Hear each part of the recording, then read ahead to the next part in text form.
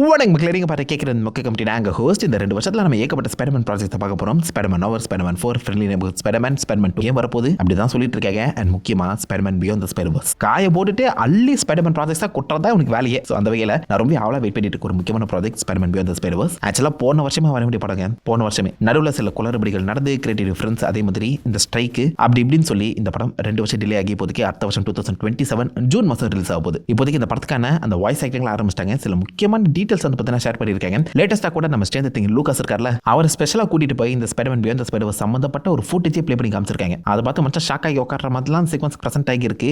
அந்த படத்துல என்ன விஷயத்தை முக்கியமா கன்வே பண்ண போறாங்க, என்ன தீம்ல அமைய போகுது, என்னென்ன கதைகள் உள்ள இருக்க போதுன்னு சொல்லி சில இன்ட்ரெஸ்டிங்கான டீடைல்ஸும் கிடைச்சிருக்கு. மொத்தமாக பார்த்துருவோம். போன படத்தோட முடிவு ஒரு மிகப்பெரிய கிளிஃபாக தான் முடிஞ்சிருக்கும். ஸோ அந்த பக்கம் நம்ம குவென் வந்து பார்த்தீங்கன்னா ஸ்பைடர்மேன் மைல்ஸ் மொரால்ஸோட அந்த பேச்சு கேட்டு தன்னுடைய அப்பா கிட்ட உண்மையை வெளிப்படையாக சொல்றது மட்டும் இல்லாமல் அவங்க அப்பாவையுமே காப்பாற்றுற மாதிரி சீக்வன்ஸ் அமைச்சிருப்பாங்க. தனக்கில ஒரு டீமை ஃபார்ம் பண்ணி மிக்வெல் அந்த ஸ்பைடர் சொசைட்டியை எதிர்த்து நிற்கிறதுக்கு ரெடியாக இருப்பாங்க. அதே மாதிரி நம்ம மிக்வெல் ஜெசிகா கூட ஒன்றா சேர்ந்து மைல்ஸ் மொரால்ஸை ஹண்ட் பண்ண வந்திருப்பான். அப்போ தான் கேனன் ஈவென்ட்னா என்னங்கிற ஒரு விஷயத்தையே மைல்ஸுக்கு வந்து சொல்லி கொடுத்துருப்பாங்க. ஸோ கேனன் ஈவென்ட் படி ஸ்பைடர்மேனோட அங்கிள் கண்டிப்பாக செத்தே ஆகணும். ஸோ மைல்ஸ் மொரால்ஸோட அங்கிள் ப்ரௌலர் ஆல்ரெடி ஸ்பைடர்வர்ஸ் போர்ட்லேயே செத்துருப்பாரு. அது மட்டும் இல்லாமல் ஸ்பைடர்மேனுக்கு நெருக்கமான ஒரு சீஃப் ஆஃபீஸர், போலீஸ் ஆஃபீஸரும் செத்தே ஆகணும். அப்படி ஒரு விஷயம் பவித்ர பிரபாகர் யூனிவர்ஸில் நடக்க இருந்திருக்கும். அந்த சிங்கை வந்து பார்த்தீங்கன்னா மைல்ஸ் மொரால்ஸ் தெரியாதரமாக காப்பாற்றிருப்பாரு. கேனன் ஈவெண்ட் திறத்திட்டா அப்படின்னு சொல்லி மிக்வெல் நம்ம மைல்ஸையே போட்டு எடுத்திருப்பாரு. அந்த வகையில் மைல்ஸுக்கு சம்மந்தப்பட்ட ஒரு சீஃப் போலீஸ் ஆஃபீஸர்னா அது வேற யாரும் இல்லை, அவருடைய அப்பா தான் ஜெஃபர்சன் டேவிஸ். ஒரு போலீஸ் ஆஃபீஸர் சீஃபாக இருக்க செத்தே ஆகணும்னா தன்னுடைய அப்பா சாகணுமா? அங்கிள் எழுதாச்சு, அப்பாவை நான் இழக்க மாட்டேன்னு சொல்லி இப்போதைக்கு மைல்ஸ் மொத்த கேனன் ஈவெண்ட்டையுமே மாற்றுறதுக்கு தயாராக இருக்காரு. அதனாலேயே ஸ்பைடர் சொசைட்டியை எதிர்த்து நின்று இப்போதைக்கு தன்னுடைய யூனிவர்ஸ்க்கு போகிறதுக்காக கிளம்பியிருப்பாரு. அங்கே இருக்கக்கூடிய அந்த ஸ்பைடர் போர்ட்டல் யூஸ் பண்ணி தான் நம்ம யூனிவர்ஸ்க்கு வர மாதிரி ப்ரெசென்ட் பண்ணியிருப்பாங்க. மைல்ஸ் மொரால்ஸோட அந்த யூனிவர்ஸ் வந்து பார்த்தீங்கன்னா அல்டிமேட் யூனிவர்ஸ் 1610. ஆனால் அவர் அங்கேருந்து கிளம்பி 42 தான் வந்திருப்பாரு. ஏன்னா மைல்ஸ் மொரால்ஸை கடிச்ச அந்த ஸ்பைடர் எடுத்து 42 கிளம்பி வந்திருக்கோம். ஆக்சுவலாக பார்க்கும்போது அது அந்த யூனிவர்ஸில் இருக்கக்கூடிய மைல்ஸ் மொரால்ஸை தான் கடிச்சிருக்கணும். அதுக்கு பதிலாக அது அங்கேருந்து கிளம்பி 1610 இருக்கக்கூடிய மைல்ஸை கடிக்கிற மாதிரி காமிச்சிருப்பாங்க.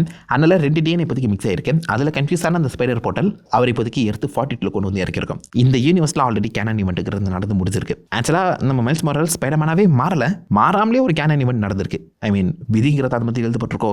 இந்த யூனிவர்ஸில் ஜெஃபர்சன் டேவிஸ் ஆல்ரெடி இறந்துட்டாரு. இங்கே இருக்கக்கூடிய மைல்ஸ் மொரால்ஸ் ஸ்பைடர்மேனாக மாறாம அந்த ஸ்பைடர் கடிக்கல அந்த ஒரு காரணத்தினால ப்ரௌலரா மாறி இருப்பாரு. அங்கிள் கூட ஒன்றா சேர்ந்து அந்த யூனிவர்ஸ் ஆக்கிரமிச்சிருக்கக்கூடிய சினிஸ்டர் 6 இருந்து உலகத்தை காப்பாற்ற ட்ரை பண்ணுறான்னு நினைக்கிறேன். ஸோ டெக்னிக்கலாக ப்ரௌலரா மாதிரி நல்லவராக இருக்கான்னு சொல்லலாம். நம்மளை பொறுத்த வரைக்கும் ப்ரௌலர் கெட்டவன் தான். பட் இந்த இடத்துல ஆரன் டேவிஸ் கூட ஒன்றா சேர்ந்து மைல்ஸ் மொரால்ஸ் ப்ரௌலராக சுற்றிட்டு இருக்காரு. அந்த விஷயம் தெரியாமல் அவர் டேரக்டாக இப்போதைக்கு ப்ரௌலர் கிட்ட போய் மாட்டிக்க இப்போதைக்கு மைல்ஸ் வர்சஸ் மைல்ஸுங்கிற ஒரு ஃபைட் அங்கேயே ஸ்டார்ட் ஆக போகுது. அங்கிருந்து தான் பப்ளிக் கதையும் ஆரம்பிக்கணும். ஒரு பக்கம் மிக்வெல் நம்ம மைல்ஸை ஹண்ட் பண்ண, இன்னொரு பக்கம் குவென் மைல்ஸை காப்பாற்றுறதுக்கு ஒரு டீமை ஃபார்ம் பண்ணியிருக்கேன். இவங்க 2 பேருக்கும் நடுவில் மைல்ஸ் வர்சஸ் மைல்ஸுங்கிற ஒரு ஃபைட்டும் நடக்க போகுது. இதே சமயத்தில் ஜெஃபர்சன் டேவிஸ் அந்த மைல்ஸோட உலகத்தில் ஸ்பாட்டுமே அவருடைய அல்டிமேட் ஃபார்மில் வந்து இறங்கியிருக்காரு. ஒரு பயங்கரமான கிளிஃப்ஹேங்கர். என்ன நடக்க போகுதுங்கிறது ஒரு கேள்விக்குறியாக தான் இருக்குது. மைல்ஸ் ஆக்சுவலாக அந்த ப்ராப்ளம் கிட்ட தப்பிக்கிறது ஒரு ஈஸியான விஷயமா இருக்கும்னு நினைக்கிறேன். பேலியன் இன்கன்வீனியன்ஸாக தான் இருக்கணும். ஏன் அப்படி சொல்கிறேன்னா, இதே மாதிரி ஒரு சம்பவம் இதுக்கு முன்னாடி ஸ்பைடர்வர்ஸ்லேயும் நடந்திருக்கும். அதில் நம்ம மைல்ஸ் வந்து பார்த்தீங்கன்னா பீட்டர் பாக்கர் இதே மாதிரி பாக்ஸிங் பேக்கில் தான் கட்டி வச்சிருப்பாரு. அண்ட் பீட்டர் பாக்கர் பேசும்போது வாயை கவனிக்க கூடாதுரா, கையை கவனிக்கணும் அப்படின்னு சொல்லி அங்கே எஸ்கேப் ஆயிருப்பார்ல. அந்த ஒரு வித்தையை கண்டிப்பாக மைல்ஸும் கற்றுருப்பார்ல. அது ஏன்டா பிடிச்சவனை கொண்டு போய் பாக்ஸிங் பேக்கில் கட்டி வைக்கிறீங்க? அந்த வகையில் ஸ்பைடர் மைல்ஸுமே பாசிபிளி இந்த பாக்ஸிங் பேக்லேருந்து தப்பிக்கிறது ஈஸி. ஆனால் ப்ரௌலர் கிட்ட தப்பிக்கிறது கஷ்டம் இல்லை. அந்த இடத்துல ப்ரௌலர் உங்கள் அப்பா சாவலையா அப்படின்னு சொல்லி ஒரு கேள்வியோட தான் அந்த கதையை முடிச்சிருப்பாங்க. இதை நம்ம 2 எடுத்துக்கலாம். ஒன்று, அந்த மைல்ஸோட அப்பா உயிரோட இருக்கான், அவனையாச்சும் காப்பாற்ற ட்ரை பண்ணுவோங்கிற மாதிரி கூட அந்த கேள்வியை கேட்டுக்கலாம். அப்படி இல்லைனா, ஓ உங்கள் அப்பா உயிரோட தான் இருக்கானா, எங்கள் அப்பா நான் தான் கொன்னேன் அப்படிங்கிற மாதிரியும் கதையை மாற்றி எழுதலாம். எப்படி பார்த்தாலும் லீக் படி பார்க்கும்போது இதில் ப்ரௌலர் மைல்ஸ் நம்ம மைல்ஸ் கூட ஆரம்பத்தில் ஒரு சண்டை போட தான் போகிறாரு. அதுக்கான அந்த பிக்சர்ஸ் எல்லாமே அஃபிஷியலாக ரிலீஸ் பண்ணியிருந்தாங்க. அது ரொம்ப அமேசிங்காக இருக்குது. ஆர்ட் ஸ்டைல் வேறு மாதிரி பண்ணியிருக்காங்க. மைல்ஸ் வர்சஸ் மைல்ஸுங்கிற அந்த ஃபைட் நடந்து அதை தொடர்ந்து 2 பேருமே பாசிபிளி ஒன்றா சேர்த்துக்கான சான்சஸ் அதிகம். 2 பேருமே ஹீரோஸாக தான் ப்ரொஜெக்ட் ஆகிறதுக்கான வாய்ப்புகள் இருக்குது என்னை பொறுத்த வரைக்கும். இந்த ஃபைட்டை தொடர்ந்து தான் நம்ம மிக்வெலை எதிர்த்து நிற்கிறதுக்கு ப்ரௌலர் மைல்ஸோட ஹெல்ப் மூலியமாகவே ஒரு மிகப்பெரிய சண்டைங்கிறது நடக்க போகுது. அண்ட் ஆப்வியஸாக ஒரு டெத்துங்கிறதுமே இருக்க தான் போகுது. ஆனால் அகைன் லீக் படி பார்க்கும்போது 100% உண்மையானு தெரியல. ஜெஃபர்சன் டேவிஸுக்கு பதிலாக ரியோ மொரால்ஸ் ஆகலாம். அதாவது அப்பாவுக்கு வரலாம் அம்மா சாகலாம்ங்கிற மாதிரி ஒரு சின்ன பேச்சு அடிபட்டு இருக்கேன். அண்ட் அது நடக்கிறதுக்கான வாய்ப்புகளும் அதிகம். ஏன்னா ஃபஸ்ட்டு 2 படங்களை நீங்கள் எடுத்து பார்த்தீங்கன்னா நம்ம மைல்ஸ் அப்பா கூட கனெக்ஷனில் இருக்கிறத விட அம்மா கூட தான் அதிக கனெக்ஷனில் இருப்பான். அம்மாவுக்கும் பிள்ளைக்கும் இருக்க அந்த ஒரு ரிலேஷன்ஷிப் தான் பெட்டராக பில்ட் ஆகிற மாதிரி காமிச்சிருப்பாங்க. அண்ட் மைல்ஸ் எதிர்பார்க்காத ஒரு விஷயம் இங்கே நடக்கிற மாதிரி ஒரு ஸ்டோரியை முடிக்கலாம். அப்பாவுக்கு பதிலாக அம்மா சாகிற மாதிரி காமிக்கப்படலாம். பட் அது ஆக்சுவலாக கேனன் ஈவெண்ட்டை இது ஒரு வகையிலுமே பாதிக்க போகிறது கிடையாது. எப்படி பார்த்தாலும் அப்பா தான் சாகணும். கேனன் ஈவெண்ட்டை முதல்ல எழுதுறது யார், அதை நடத்துறது யாருன்னு சொல்லி ஒரு கேள்வி இருக்க தானே செய்யுது. ஸோ ஆரம்பத்தையே அதாவது அடிவேரியே மாற்றணும்னா இதுக்கு பின்னாடி ஒரு மிகப்பெரிய லோர் எக்ஸ்பென்ஷனுங்கிறது நடந்தே ஆகணும். பாசிபிளி மாஸ்டர் வீவர்னு சொல்லி கதை அங்கேருந்து பில்ட் பண்ணுவாங்கன்னு நினைக்கிறேன். ஸ்பைடர் ஹண்டர் ஸ்பைடர் டோட்டமாக தோற்றிட்டு வரக்கூடிய அந்த டீமை பேஸ் பண்ணி கூட கதை நகரலாம். இது இன்னும் நம்ம எதிர்பார்த்ததோட பெரிய கதையாக போகும். மல்டிவர்ஸை பற்றின நிறைய விஷயங்கள் நமக்கு தெரியாத அந்த ஸ்பைடர்வர்ஸ் விஷயங்கள் எல்லாத்தையுமே அழகாக ஷேர் பண்ணக்கூடிய ஒரு படமாக மாறும். பட் மாஸ்டர் வீவர் வரைக்கும் போவாலான்னு கேட்டிங்கன்னா எனக்கு ரொம்ப டவுட்டாக இருக்குது. ஆனால் போக வாய்ப்புகள் அதிகம். ஏன்னா யாரோ ஒருத்தங்க இந்த பக்கம் கேனன் மட்டும் எழுதணும்ல. அண்ட் அவங்க கீழே தான் பாசிபிளி நம்ம மிகுலுமே வேலை செஞ்சுட்டு இருக்காரோ. அந்த குரூப்போட பார்ட் ஆஃப் த மெம்பராக கூட பாசிபிளி இந்த பக்கம் மிகுல் இருக்கவும் சான்சஸ் அதிகம். அண்ட் ரிப்போர்ட்ஸ் படி மிகுல் கையால் தான் ரியோ மொராலிஸ் மைல்ஸோட அம்மா சாக போகிறாங்க அப்படிங்கிற மாதிரியும் ஒரு ரூமர் கிளம்பிட்டு தான் இருக்குது. ஆரம்பத்தில் மிக்வெல் தான் ஜெஃபர்சன் டேவிஸை கொல்ல போகிறான்னு சொல்லி பேசிட்டு இருந்தாங்க. ஆனால் இந்த லீக்கை பொறுத்த வரைக்கும் மிக்வெல் பாசிபிளி நம்ம மைல்ஸோட அம்மாவை கொல்லலாம். ஒரு டெத்தை வச்சு தான் ஒரு யூனிவர்ஸை காப்பாற்ற முடியுங்கிற மாதிரி தான் மிக்வெல் பிளானில் இருக்கார் போல. ஏன்னா அவர் யூனிவர்ஸ் அந்த மாதிரி தான் எழுதிருக்காரு. கண் முன்னாடியே அந்த ஒரு இழப்பை பார்த்தவரே வேறு யூனிவர்ஸ் இழப்பை பார்க்கக்கூடாதுன்னு நினைப்பாரு.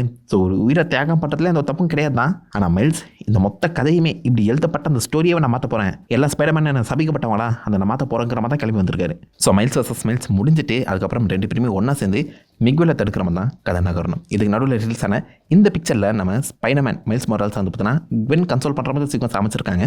ஒரிஜினலாக பார்க்கும்போது குவெனுக்குமே உண்மை திருத்து நம்ம மைல்ஸ் கிட்ட எதுவுமே சொல்லாமல் போயிருப்பான். ரெண்டு பேருக்குமே சண்டை வந்துருக்கும்.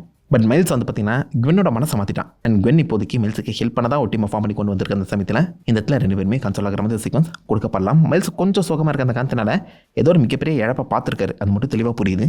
ஆனால் என்ன இழப்புன்னு தான் தெரியல. இந்த ஃப்ரேமுக்கு பின்னாடி நீங்கள் பார்த்தீங்கன்னா அந்த பிக் பென் கிளாக் இருக்குது, கீழே ஏற்கப்பட்ட மாஸ்க்கும் காமிக்கப்பட்டிருக்கு. ஸோ விச் மீன்ஸ் நிறைய டிஃப்ரெண்ட் டைப் ஆஃப் யூனிவர்ஸ் வந்து பார்த்தீங்கன்னா இங்கே ஆல்ரெடி மர்ஜ் ஆகி இருக்கு போல.